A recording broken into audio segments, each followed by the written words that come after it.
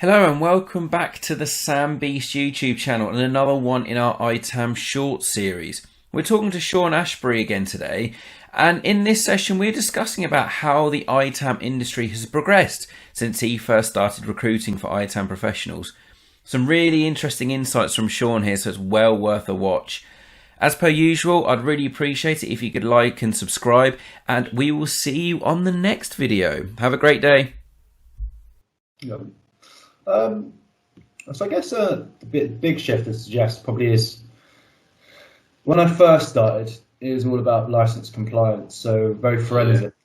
So consultancies, end users, they'd all request, "Oh, can you please find me someone who's great at Excel, someone who's used pivot tables, someone who can run SQL scripts." Essentially, someone who could license, and someone, of course, with licensing experience and ability to provide the ELPs or to suggest what's going wrong. And that was it. Point the problem and wave goodbye. Now sort of seeing a more of a progressive kind of, right, this is the problem, we've found it out, we're going to find a solution.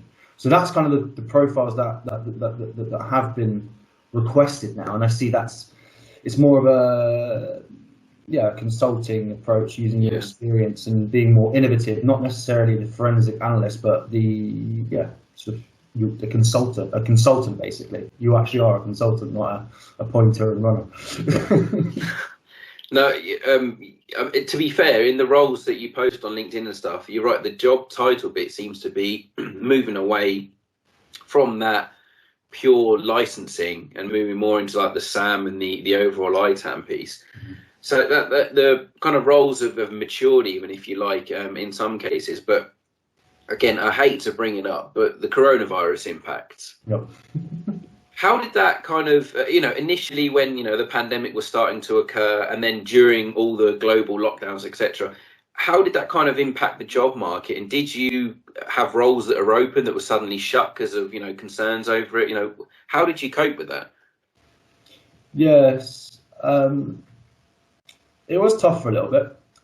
So a number of my clients who were sort of flying, of course, put recruitment freezes on. The bigger companies, just company-wide, even if the software asset management practice needed them, they put a freeze. So that, of course, stopped a lot of my work.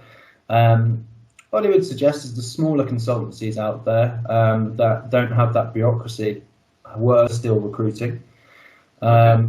Maybe not on the same scale, not all of them, but certainly some of them, because they can be reactive, and they were reactive to, for example, a contract being signed for a certain project, so they needed people.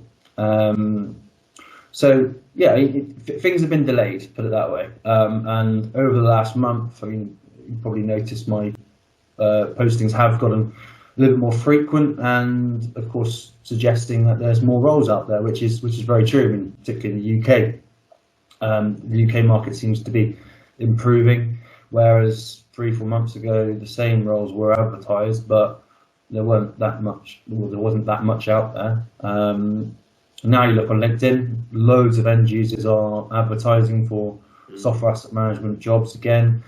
The consultancies that I predominantly work with are also hiring again, so that recruitment freeze has stopped, and business is now, I guess, adapting, because let's be honest, you can't stand still. And not going to be an economist here, but I certainly feel that the way that we're going, the economy is changing, and certainly software asset management is going to be a big part of that. I mean, it's compliance, it's cost saving, so let's be honest, that's a big part of our future for sure. No, you've made a really good point. Is that I've seen people, especially like Martin Thompson, for example, who and anyone that was in the ITAM world in the the big crash in 2008. They're comparing a lot of what happened then to what's happening with the coronavirus and that impact on ITAM. Because after 2008, there was a big boom in SAM and software licensing at the time, services, exactly like you mentioned, because it was saving money, because it was optimizing, and because it was providing that transparency and visibility. And there's a lot of people, myself included, that think that that's going to happen again because of coronavirus. Yeah. In fact, maybe even more in terms of the longer term requirements, because we still have absolutely no idea when this is going to end. Mm-hmm. In the UK and in Europe, cases are on the up again. People are going back to working from home.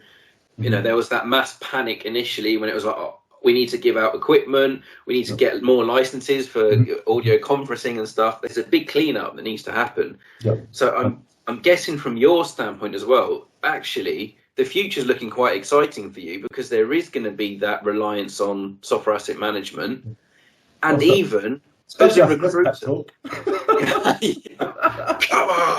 Come on, Shaun, you can do this.